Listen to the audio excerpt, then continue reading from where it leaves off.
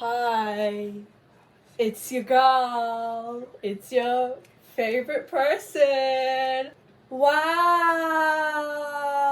look at me go. Hi, welcome back to another YouTube video.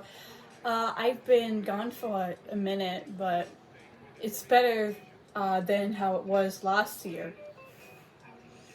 and the year after that.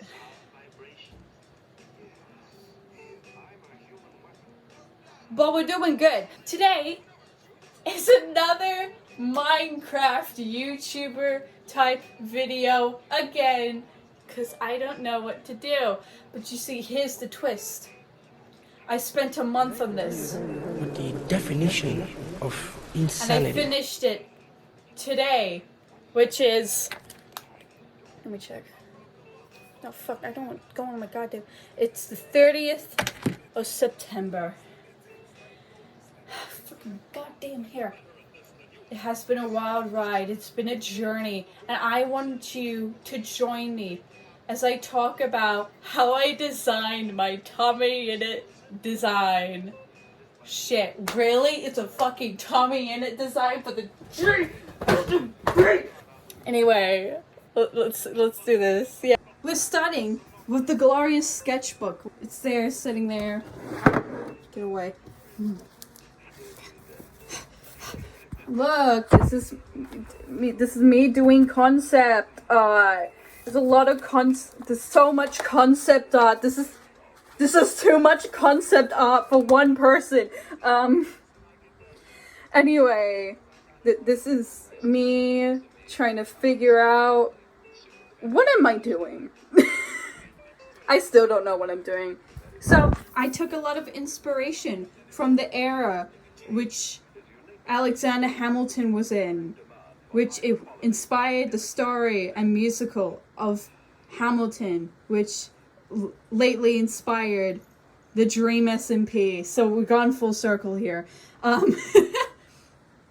So the first page is the OG and the L'Manberg era. As you can see, this is me playing up with concepts, and so I decided now I was going to go with these three designs, but merge them together, you know, Pokemon Fusion style. No, Pokemon don't fucking fuse. And I thought to myself, maybe let's stylize Tommy clothing, but I realized that is sin. And it turns out that the only way I know how to draw Tommy in it is after Exile, second Exile, or YouTuber version. So I have no clue what I was supposed to do. So I drew concepts for his face, which, as you can see, went terribly. Why does he look like that? And I settled for this, which turns out looks nothing like the final design. So what was even the point? Look, wow.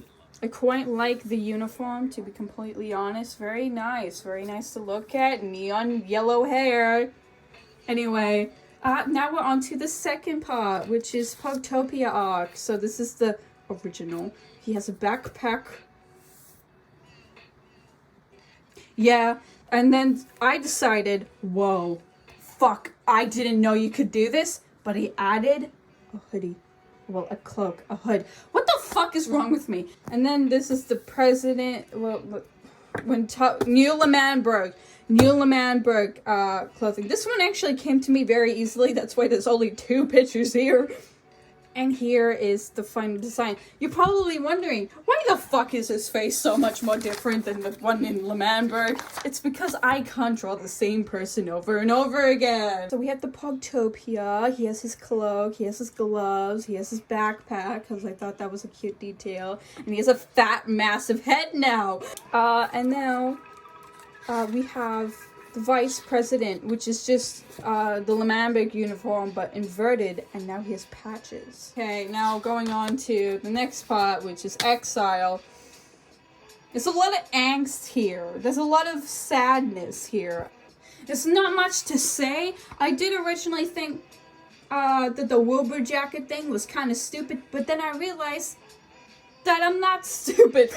Naomi, cover this up. Trigger warning. put the trigger warning on the screen too. Blood, gore. No, not gore. Jesus fucking Christ, I would never do that in. Depictions of abuse. Now take away the blur. Yeah. I will admit that there is a lot going on with this picture. I do dye it down in like the final design, but like I still kept him bloody because abuse. He's dirty from living in the outside. He's gross. No food. He's sad. He's sad. Can we just say that? And then here's the thing with me trying to design Doomsday. You know, we put up a picture of when I finish all these concept art and put it onto my Instagram story because I want people to choose which design, because I didn't know which design to choose. And for some reason, Instagram chose the most hardest one to choose because Tommy's thing is a red, it's a hot red, and this one's like a dark grayish red, and this is like a fucking like grayish blue. So like, thanks. Well, I didn't really state that in the story, so it's not really their fault, but thanks. Now we have Stuck with Dream. He's stuck in the prison or something like that. I don't fucking know. Here's the concept art. These pieces of clothing here. Okay, inspired by Bugbear Pip on Twitter. Check their art out. It's so much cuter than mine, please. And here's the final Doomsday design. Do you see what I mean? They chose the hardest ones to do. And here's the prison one, which is quite cute. I dyed down the bandages because I thought it was a bit much. Final concept arts. We have the end and we have the start. We have young baby boy and we have sad baby boy. We have a few notes down here. We got some flowers. 'Cause why the fuck not? The face, I forgot what it's called, but it's like where half of your face from a lot of nerve damage to the point where it's just not even fucking there at that point, to the point where you have half of your face is like kind of like paralyzed from like being beat to death.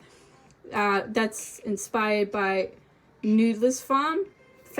I don't know. They're on TikTok. They're actual they're learning medical shit or whatever. I forgot what it's called.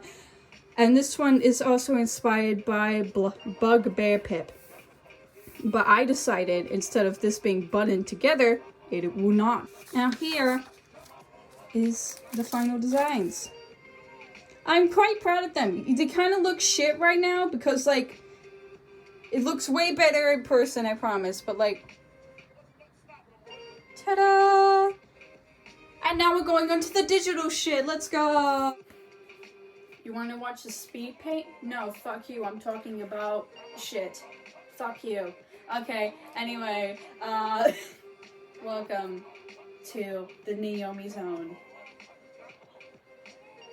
Also, I would like to point out that I have a couple of dot points. Not script. I will admit it's not a script, but they are dot points that I want to talk about to you today. This is more character development than any of the characters in the Dream SMP. Prove me wrong. Do you know why people all of a sudden changed Tommy's main color to a red to a blue? Me neither, mate, but I'm gonna try to make sense of all of it. What does red show in main color theory? It shows fire, compassion, anger.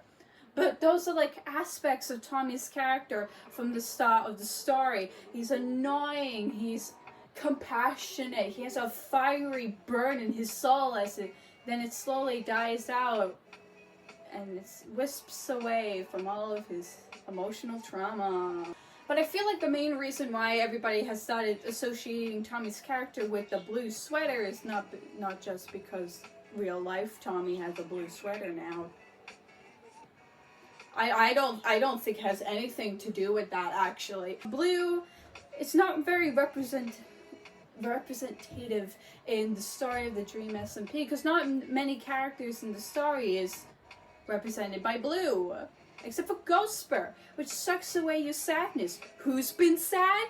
Tommy in it. And I think the reason why people started associating him with the color blue is because of his sadness, his character growth, because he has the most character growth out of the entirety of the Dream SMP, which is not saying a lot. It's not saying a lot at all. But you see the physical attributes of his character change throughout the story, as I will list in my next segment. But before that, here's a tweet that I saw that was really cool. Well, by CDRAMBFF. Oh, Matt. / Dream SMP / roleplay. Exclamation mark. When Tommy gets home, there's a figure hunched in the corner of his room. It's small, but where it to stand, Tommy thinks it might loom over him, gangly and thin. This perhaps a more accurate depiction. Tommy freezes, mouth going dry. The figure is quiet. He only just returned to his home in the silent hours of the night, and he knows the closest residency is own. Empty hotel. Jack Manafort hasn't been around in weeks, months even. Tommy's alone with the figure. It shakes like a wounded animal. Its clothes are tattered and they appear in a murky brown and low light. But it may just be Tommy's eyes playing tricks on him. He takes a worried step back, pressing against the closed door behind him. The figure shifts at the movement. It turns its head ever so slightly in the direction, and though the darkness makes out a wide green eye, he chokes on a strangled grasp, pressing his back against the wall, fumbling for the handle. The figure moves, turning even further, still staring at him. The only sound in the room to Tommy's labored breathing as he holds back the wine, shrinking on himself. Deep down he knows. There's a lapse in panic, and for a second time still. And all at once the figure is crawling over to him on its hands and knees, panting loudly. Tommy rears back, raising his hands to shield his face. Tommy, Dream grasps, grabbing the ankle. Oh, thank God! Tommy shrieks, trying to pull away. Dream is covered in head to toe in dried blood. Mask crack and crumbling. His eyes are wide and terrified. Tears are building into them. He trembles like a child, desperately pulling at Tommy's pant leg.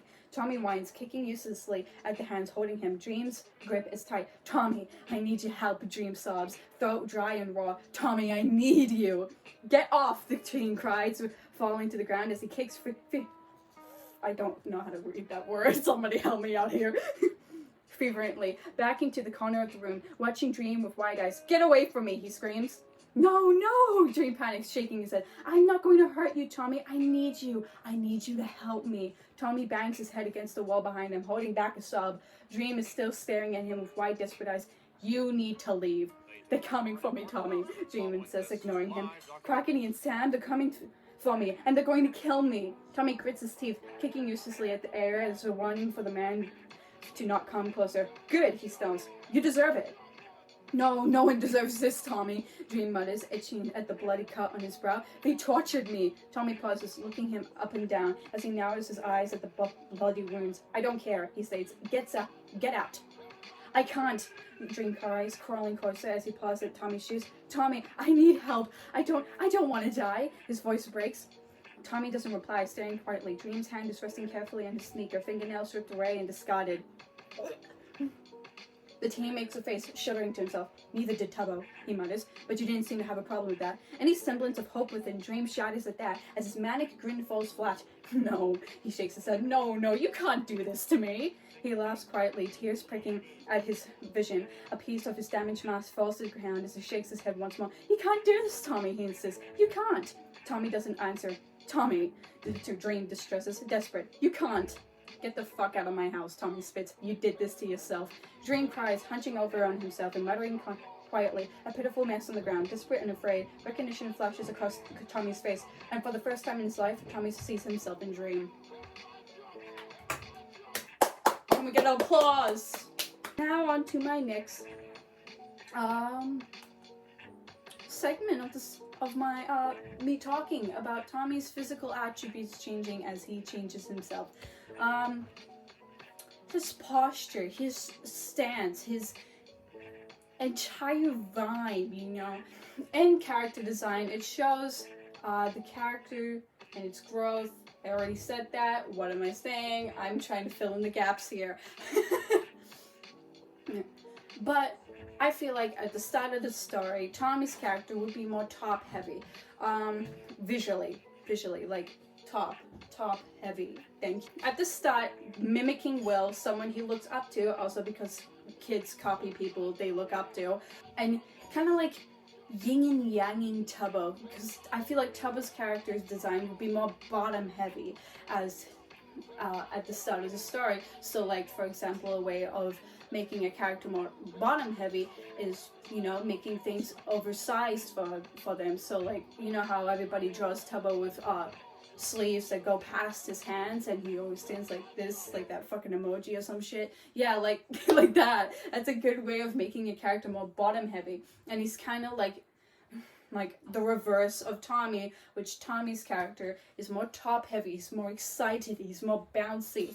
Best way to do that is to make his clothing a little bit more male presenting.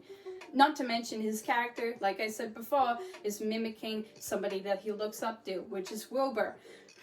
But the more he grows and realizes that Will wasn't the best person. He was kind of a shit person, to be completely honest here, no shade. Although this green screen having a lot of shade here though. And not to mention, throughout the story, he grows apart from his best friend.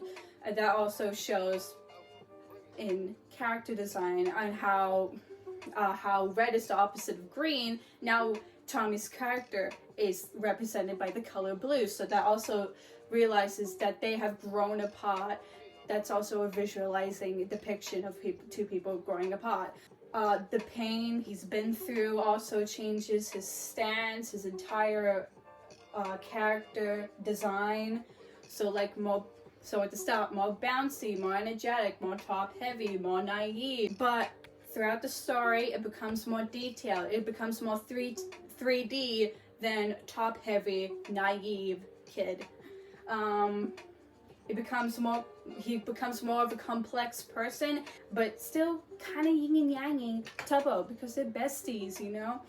What I mean by that is I feel like Tommy's character at the very end of the story would be more slouched. He'll be more tired, more done with people's bullshit, you know?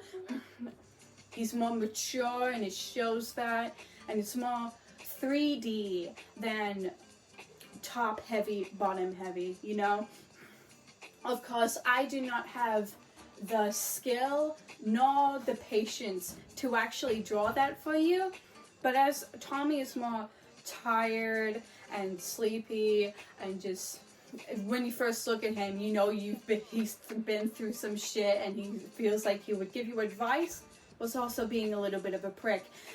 But with Tubbo, his character also changes as he becomes more eccentric, more a little bit crazy. You know, they did a little bit of the switcheroo, you know, because Tommy at the start is more hyper. Tubbo's more like, let's think about this. They've just completely done the switcheroo, but now Tommy's done with BS, and Tubbo's like, set fire to the entire earth, let's go. And I feel like, not to mention, straying from the path of Tommy right now to talk about Tubbo, as his clothing is more bottom heavy, it also shows how he's more of a yes man, how being top heavy for Tommy is mimicking and looking up to Wilbur because he's naive and dumb. Of course, being bottom heavy has to relate to him being a yes man, how everything doesn't fit him because everything that he does doesn't really fit him. But as more of the story goes on and he becomes more of his own character and he starts to make his own choices, everything starts to fit him more instead of being baggy and loose. When he goes to put on his iconic Tubbo t-shirt, it fits him now instead of going over his arms, because it's also shown that he's physically grown but also grown as a character and realizing, hey, maybe I don't want to listen to everybody. So I feel like that's a good way of showing two different sides of the spectrum. Somebody is starting to heal, but, you know, still stuck with their past, Tubbo. And somebody who's trying, really trying there, but they can't get the help they need until they start talking to somebody, which probably would inevitably bring Tommy and Tubbo back together in the story, if the story was actually written good. But ever since halfway through season 2, it just went straight downhill. Okay, I'm gonna give you two because two of these are really short. This one is by Satin, the fucking dashboard at the bottom of the fucking thing. Digital / bottom of the thing. Also known as Saturn. Poctopia has been abandoned for a while now, due to there's no mountain and moss and a couple of inches of water at the bottom of the rain. Due to rain and possible flooding into the ravine, the buttons found in place almost have likely fallen off and sat floating in the water from their adhesive, becoming too weak to hold them to the walls. The stairs and the water rotting and are dripping wet in the cavern. You can hear water pouring into different caves from the rain. Looking closer, you can see water has blue dye swirling around in it, but not enough to notice until you go near it. Once you do notice it, you see what looks like a blue fingerprints highly pressed on the entrance caves. Every now and then you hear this echo that's almost as human sob or hum. You can't find who it is. The person who left that echo is no longer here, lost to time in the hands of others. The blue that seeps into the walls and water is left to stain memories to the place. The place is no longer a home, but a cavern that holds time in its grasp. By La Man Wife, also known as IFYAHI. XL being freezing cold and horrible, good. But also, what if XL being horrifically hot? The long grass scratching Tommy's legs, fruit flies and mosquitoes by dozens that he can't escape from. There's no difference between here and the nether permanent sunburn. It's suffocating at night because it turns from a humid heat to a dry heat. His hair is stuck to his forehead and he's got a rash on his neck. The sand blisters his foot once he loses his shoe and to the point of bleeding. It's like the whole world is sagging, pulled down with him. How does it feel to be a dumbass? Only reprieve he is.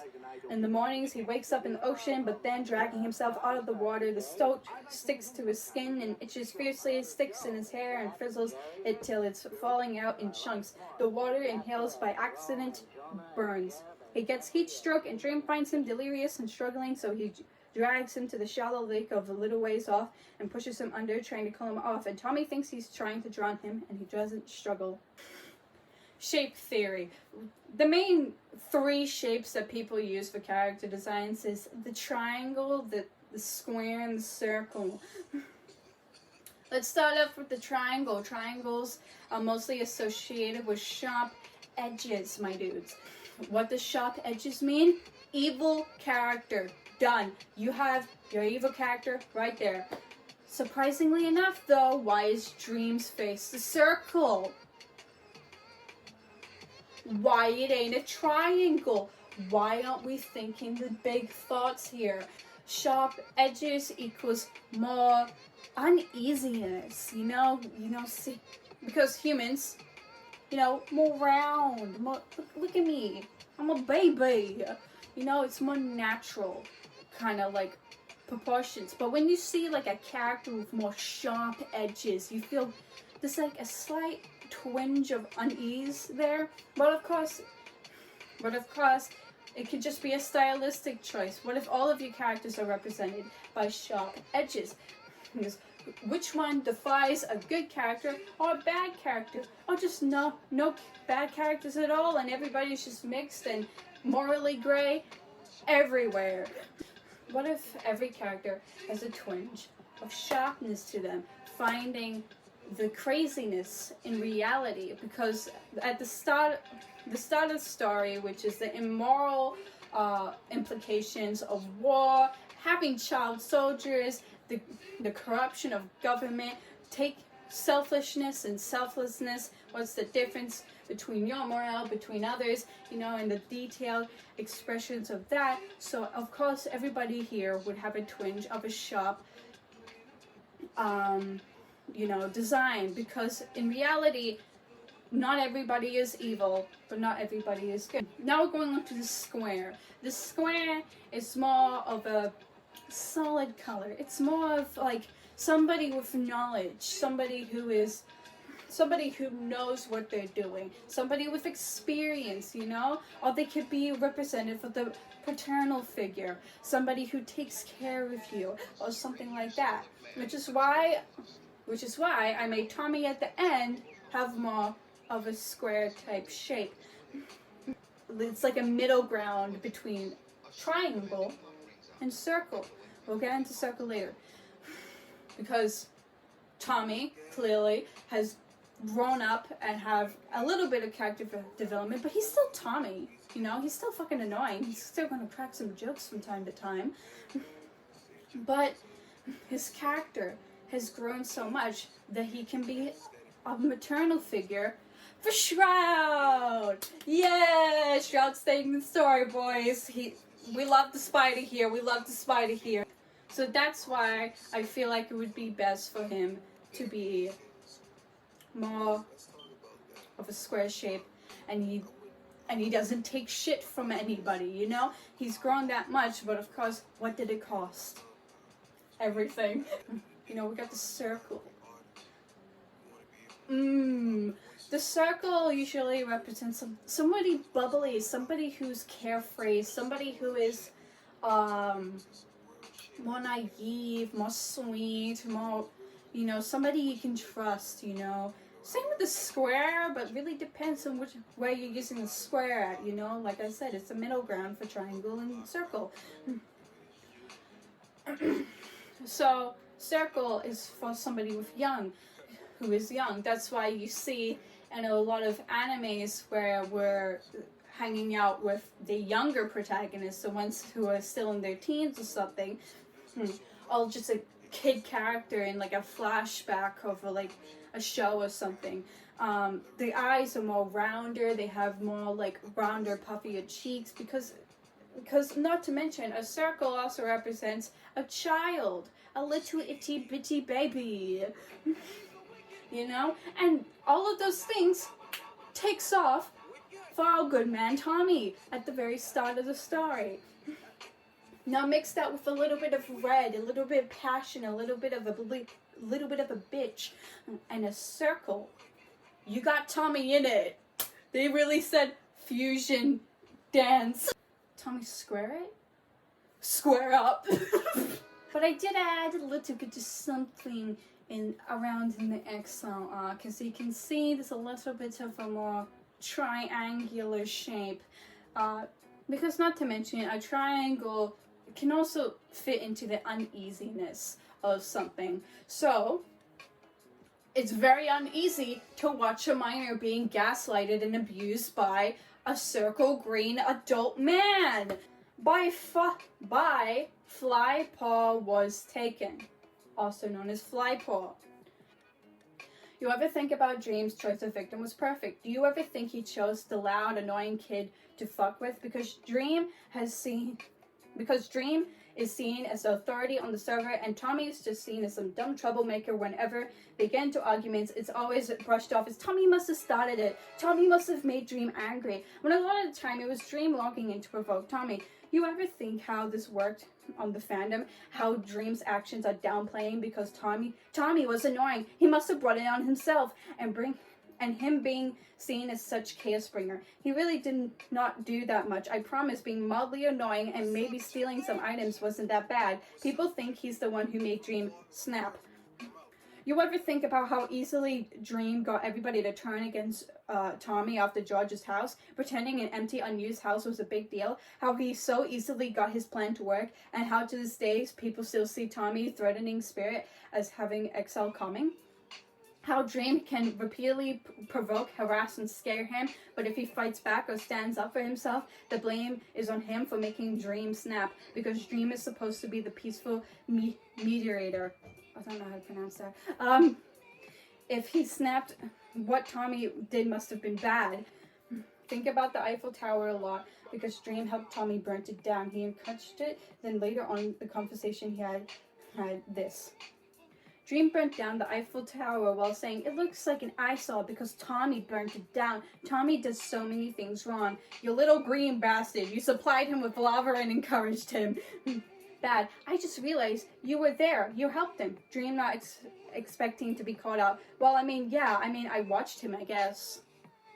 Dream has really managed to convince the server and the fandom that what Tommy does is way worse than it is. How him stealing maybe 2 items out of a house is equivalent to stealing a stack of diamonds. How burning 5 blocks is the equivalent of burning down a house.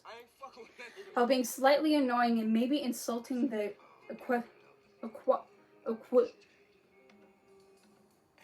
How that stroke tastes. Thank you. It's very delicious. I'm enjoying it very much. Thank you. I'm not saying it. I'm not goddamn saying it. Of having a personality so bad it causes someone to snap. That Tommy isn't just chaotic, but too chaotic to be able to fit in a happy family. Meanwhile, the actual troublemakers are getting away with stealing netherite, killing pets, burning down houses, starting wars without Dream so much as blinking an eye because the rules never mattered, causing trouble on the server never mattered. It was never a punishable offense. You ever think about how Dream chose the perfect victim? How every horrific action he do to him is automatically deflected because they must have been extra annoyed by Tommy that day? Truth is, he never found Tommy annoying.